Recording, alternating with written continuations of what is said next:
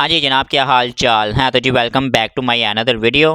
तो आज ही अपने पास जो है ना मैनुअल एक चेंज ओवर है जिसका नाम है जी नाइफ स्विच। मार्केट के अंदर आपको जो है ना मैनुअली चेंज ओवर की काफ़ी वैरायटी जो है वो देखने को मिल जाती है, जिनमें से एक ये इस तरह का स्लाइडिंग वाला भी जो है वो चेंज ओवर जो है आया हुआ है। 2 पोल 100 एम्पेयर का लोड जो है ये कंट्रोल कर सकता है। तो इसके अब आज हम देखेंगे कि कनेक्शन जो है वो किस तरह से होते हैं। इसको आप जो है ना बहुत ही सिंपल आपको उन्होंने इसको बहुत ही सिंपल जो है वो बना दिया है। एक पॉइंट उन्होंने नीचे की तरफ रखा हुआ है और एक पॉइंट ऊपर की तरफ है, एक साइड की तरफ है।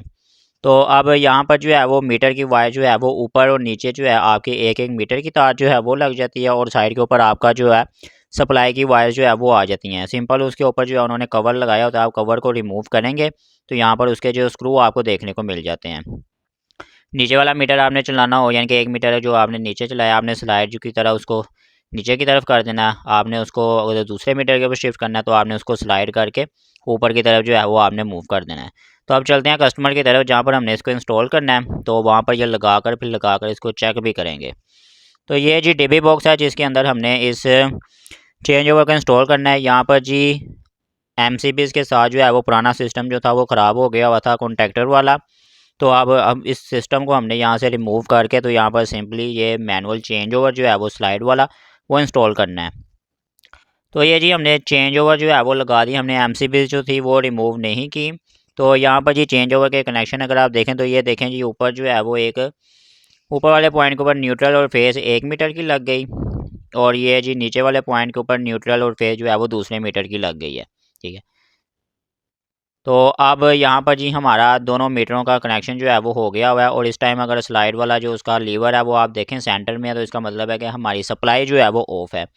अब जो आगे सप्लाई का पॉइंट है वो उधर से तार लग के हमारी सिंपली यहाँ पर एमसीबी के अंदर आ जाएगी।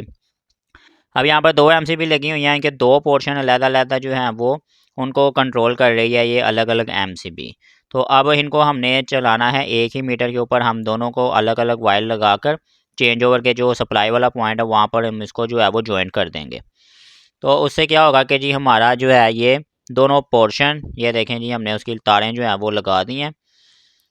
दोनों पोर्शन हमारे जो है एट ए टाइम वो एक ही मीटर के ऊपर जो है वो हम चलाएंगे। 15 दिन एक मीटर के ऊपर और 15 दिन जो है वो दूसरे मीटर के ऊपर।